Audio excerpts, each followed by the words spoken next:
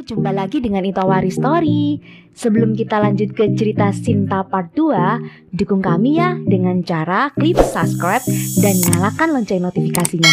Kalau sudah subscribe dan nyalakan lonceng notifikasinya, terima kasih. Dan mari kita simak kelanjutan cerita Sinta.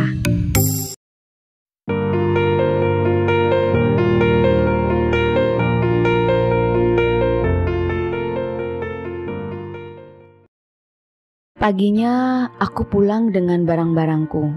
Kedua orang tuaku sangat terkejut melihatku. Apa ini, Sinta? Tanya ibu bapakku terkejut. Aku nggak mau kuliah lagi, Bu. Aku mau bantu bapak dan ibu.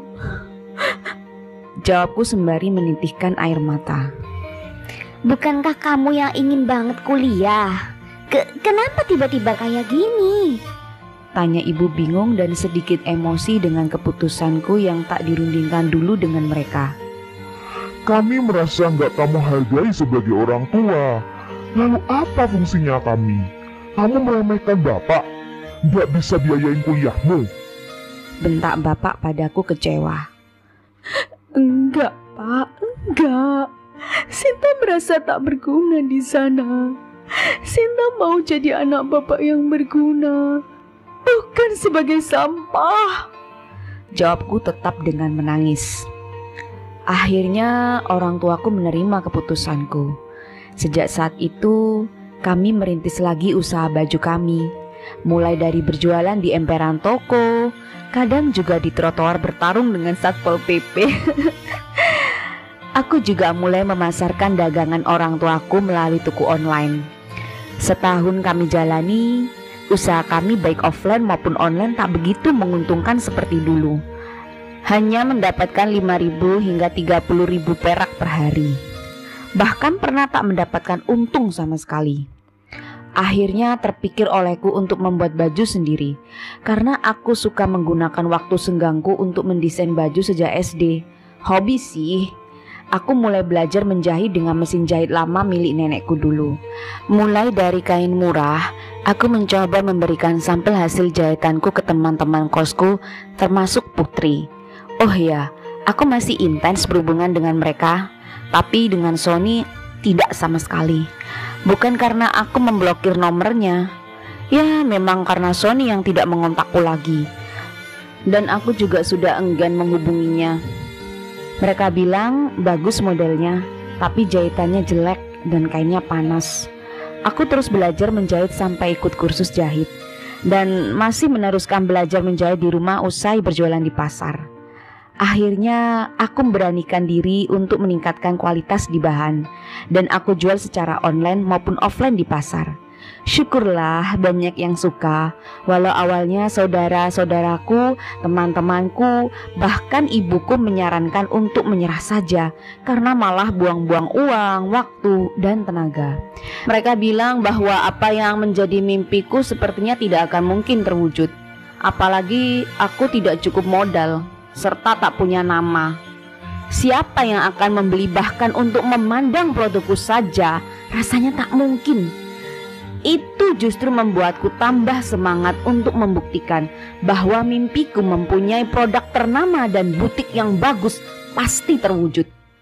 Trik berjualanku ambil keuntungan sedikit saja. Mencoba menjerat pelanggan dulu. Kalau mereka suka dengan produkku, kan mesti akan ketagihan. Aku memanfaatkan semua sosmed yang ada, WhatsApp, Facebook, dan Instagram. Saat itu masih baru-barunya Instagram sih. Aku juga menggunakan OLX dan Tokopedia untuk media berjualanku. Aku mulai kewalahan dengan banyaknya pesanan. Untunglah Anis dan saudara-saudaraku yang lain membantuku. Mereka juga belajar menjahit loh, termasuk Jackie adikku walau laki-laki. 4 tahun berlalu, aku sudah punya brand, 1 rumah produksi, dan 3 butik sendiri loh. Dan sudah punya 30 karyawan. Aku sangat bersyukur. Akhirnya usahaku membuahkan hasil. Setahun terakhir aku menikmati kesuksesanku. Adikku Anis kini sudah lulus dari kuliahnya dan menjadi seorang guru. Sedang Jackie dan Bian mondok di salah satu pesantren terbaik di Jawa Timur sembari bersekolah di madrasah aliyah di sana. Orang tuaku pun sudah naik haji dan hidup nyaman, tak berjualan lagi di pasar, hanya berdiam diri di rumah. Ya, karena aku yang melarang mereka berjualan di pasar sih, mengingat sekarang mereka sudah lansia. Tapi aku tak pernah merasa puas. Aku masih ingin mengembangkan usahaku. Tentu saja kedua orang tuaku menyuruhku segera menikah, khawatir aku menjadi perawan tua. Sebetulnya banyak sudah lelaki yang dijodohkan oleh orang tuaku kepadaku. Aku juga sudah di titik pasrah mengenai lelaki. Aku juga tak memasang standar kriteria yang terlalu tinggi. Yang penting mereka baik, taat pada agama, dan mau bekerja keras. Tapi sayangnya mereka selalu mundur dengan alasan aku terlalu baik atau aku sudah terlalu sukses, sehingga mereka khawatir aku mendominasi di rumah tangga. Akhirnya orang tuaku juga pasrah masalah jodoh, membiarkan jodoh itu akan datang suatu hari nanti. Hari itu aku beserta salah satu asistenku mencari kain bahan untuk salah satu produk kami. Kami pergi ke Surabaya. Ya, beberapa kali kami terkadang mencari bahan di sana. Aku hanya terkadang turun tangan sendiri mencari bahan. Paling sering memang asisten-asistenku aku suruh untuk mencari bahan, sedang aku mengawasi dari video call saja. Tanpa disengaja aku bertemu cinta pertamaku. Iya, Sony. Dia ternyata sekarang memiliki toko kecil-kecilan menjual kain bahan di sana. Tak dipungkiri, rasa senang menyelimutiku. Oke, pertemuan hari itu tak berlangsung lama. Malam harinya ada WhatsApp yang masuk. Ternyata itu dari Sony. Aku tak memberikan nomor WhatsAppku padanya, tapi ternyata dia diam-diam meminta nomorku pada asistenku saat aku akan naik mobil.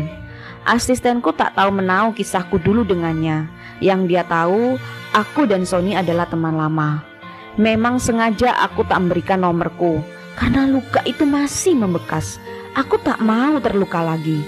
Sejak saat itu, dia sering mengirimiku pesan, tapi sering aku abaikan. Aku pikir dia akan berhenti mengirimiku pesan jika aku perlakukan seperti itu.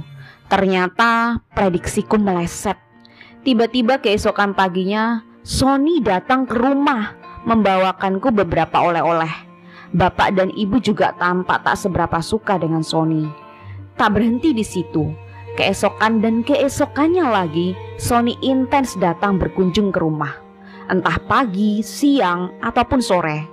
Sony datang tidak dengan tangan kosong, entah makanan, bahkan beberapa kali membawakanku bahan kain untuk usahaku. Dia memberiku gratis. Terkadang Sony memberikan uang pada adik-adikku jika bertemu mereka. Lama-kelamaan bapakku luluh. Bapak menganggap Sony adalah lelaki yang sopan, baik dan ramah. 5 bulan berlalu. Tiba-tiba di suatu siang saat aku sedang sibuk di butik, Sony menghubungiku. Dia mengajakku untuk makan siang. Sebenarnya aku sering menolaknya, tapi melihat kegigihan dan kebaikannya, aku rasa tak ada salahnya menghargai usahanya untuk mendekatiku. Aku pun mau keluar makan siang dengannya. Sejak saat itu pun aku menjadi sering keluar makan dengannya. Kadang seminggu 1 kali, kadang 2 kali seminggu. Dari obrolan saat makan, Sony sering memberiku saran-saran yang membangun. Misalnya tentang bahan kain yang harus aku gunakan untuk suatu model baju, atau tentang cara menghandle karyawan yang bermasalah, ataupun tentang strategi untuk mengembangkan usahaku. Aku menjadi intens berhubungan dengan Sony. Ya, karena aku merasa nyambung ngobrol dengannya. Menurutku, Sony banyak berubah. Saat keluar makan bersamanya, aku tak pernah mengeluarkan uang sepeser pun. Dia juga tumbuh menjadi orang yang bijaksana, cerdas, dan cekatan. Gaya bicaranya tak seperti dulu. Sekarang dia lebih sopan, ramah, dan dermawan. Rasa sukaku padanya mulai tumbuh lagi. Sony juga bercerita kalau usaha papa mamanya bangkrut karena ditipu orang. Sony merupakan anak sematawayang. Dia sebelumnya pernah bekerja sebagai guru di sebuah sekolah swasta, tapi dia mengundurkan diri karena ingin berwirausaha. Akhirnya Sony memulai dengan berjualan kain bahan di salah satu pasar yang menjadi tempat kulakan banyak orang di Surabaya. Sony pernah memperkenalkanku pada kedua orang tuanya. Aku pikir rumahnya bakalan besar. Ya, sebab dia bercerita seperti itu dulu. Ternyata Rumahnya masuk gang sempit dan sederhana. Setelah beramat tamah dengan kedua orang tuanya, aku mencoba menanyakan kebenaran apa yang Sony ceritakan kepadaku. Kedua orang tuanya menceritakan persis sama seperti yang Sony sampaikan kepadaku. Awalnya aku pikir Sony hanya ngaku-ngaku kaya, tapi setelah mendengar cerita dari kedua orang tuanya, aku percaya kalau itu semua benar. Iya, mereka pernah kaya, kini bangkrut, dan ya keadaannya seperti saat ini, lalu pindah ke gang sempit seperti ini. Masa sih orang tuanya bakalan bohong? 3 bulan kemudian saat makan siang, Sony menyatakan perasaannya padaku. Dia ingin melamarku. Aku gugup, aku merasa tak siap. Aku meminta waktu padanya untuk memikirkannya. Jadi, berapa lama waktu yang kamu butuhkan? Tanya Sony padaku lembut. Bagaimana jika 2 minggu? Tanyaku padanya gugup. Apa itu tidak terlalu lama? Aku sudah tak sabar meminangmu. Begini, coba kamu pikirkan. Jika kita bersama, pekerjaanmu akan menjadi lebih ringan. Kita bisa bersama mengembangkan usaha kita. Kita bisa bersama mengarungi suka dan sukacita. Duka tak akan terasa jika kita bersama. Percayalah. Ucap Sony meyakinkanku. Tapi aku harus tanya bapak sama ibu, ucapku. Sony tampak lesu mendengarkan jawabanku barusan. Begini saja, bagaimana jika 1 minggu, tidak, 3 hari lagi aku berikan jawaban ya?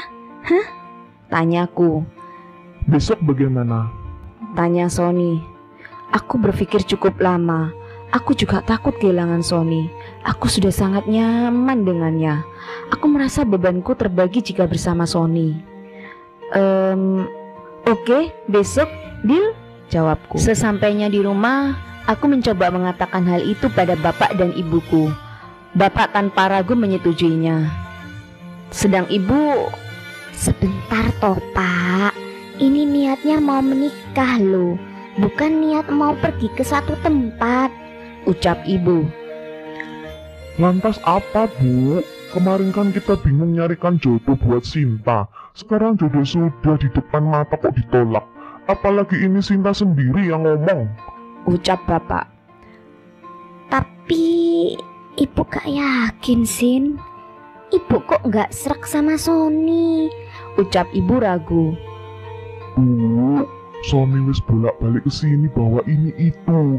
Anaknya juga ramah, sopan dan juga jowo sama kita-kita. Apalagi yang ibu ragukan? Tanya bapak ke ibuku. Gak tahu ya Pak, feeling ibu ini loh Pak. Kok kayak gimana gitu ya Pak?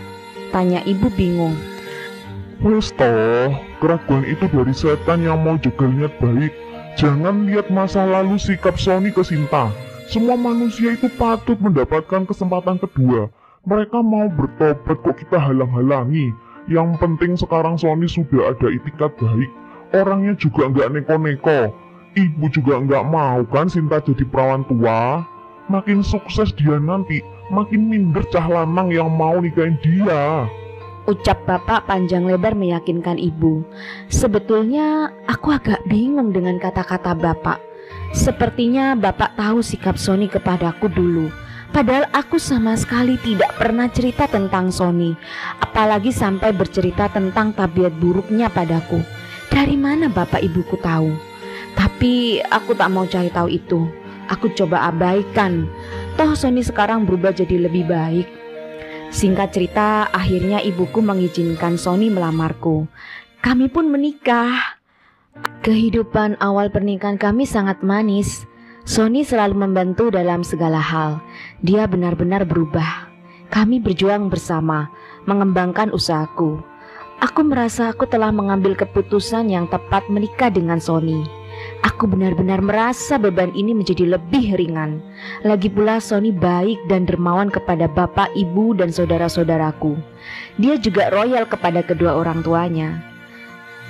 5 tahun berlalu, aku sudah mempunyai 15 cabang butik di berbagai kota di Indonesia. Aku sudah mendapatkan segalanya. Beberapa rumah mewah di berbagai kota di Jawa dan Bali.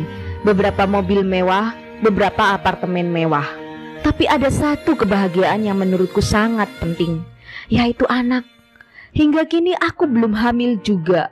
Padahal adikku Anis sudah menikah dan mempunyai 2 orang anak, berumur 2,5 tahun dan 1 tahun. Aku sudah pernah membicarakan ini dengan suamiku Mas Sony. Mas Sony bilang mau menerima aku apapun kondisiku. Aku sudah pernah bilang di tahun ketiga pernikahan kami untuk mengangkat anak. Tapi Mas Sony ingin anak itu berasal dari darah daging kami agar tidak ribet nantinya dalam hukum waris. Aku pun sudah mengusulkan agar kita ikhtiar melalui jalan bayi tabung. Tapi Mas Sony bilang tak mau menyakitiku dengan suntikan-suntikan dan tindakan medis yang ribet. Aku tak berhenti membicarakan ini dengan Mas Sony karena aku sangat ingin punya anak. Sudahlah, jangan bicarakan masalah anak. Ada atau tidak ada anak, aku tetap cinta kamu. Aku akan selalu setia bersamamu, ucap Mas Sony. Aku selalu terharu saat Mas Sony mengatakan itu padaku. Aku merasa beruntung mempunyai suami yang sangat menerima aku apa adanya, mau terima kekuranganku. Tapi aku selalu saja mengungkit masalah anak. Tiap kali melihat anak kecil, entah keponakanku, entah anak dari karyawanku, atau anak dari temanku, bapak dan ibuku pun sering menanyai itu. Kapan kami punya cucu dari kamu? Tanya orang tuaku lembut padaku. Mana nih anakmu? Tanya kerabat bapak atau ibu, atau mungkin temanku, bahkan klienku yang berkunjung ke rumah. Aku sering menangis setelah mereka pulang. Mas Sony yang mengetahui ini menyuruhku untuk berhenti kerja saja. Mungkin kamu stres dengan masalah pekerjaan dan butuh ketenangan. Sudahlah, kamu berhenti kerja aja, biar aku yang handle semua ini. Percayalah padaku, pinta Mas Sony. Aku tak langsung mengiyakan. Butuh waktu 1 tahun mempertimbangkan itu, dan akhirnya aku pun mundur dari pekerjaanku.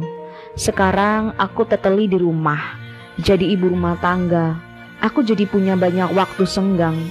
Awalnya tak nyaman memang. Biasanya aku yang tak bisa diam dan ingin terus bekerja. Tapi setahun terakhir ini aku menikmati peranku sebagai seorang istri rumahan sepenuhnya. Aktivitasku hanya nonton TV, YouTube, atau mungkin pantengin sosmed. Udah gitu aja terus. Aku gak suka arisan atau rumpi-rumpi dengan tetangga. Aku sukanya di rumah. Sementara semua pekerjaan rumah sudah dikerjakan oleh ART. Aku cuma nemenin Mas Sony sarapan dan makan malam. Ya, walaupun belakangan ini Mas Sony pulangnya larut malam sampai aku ketiduran.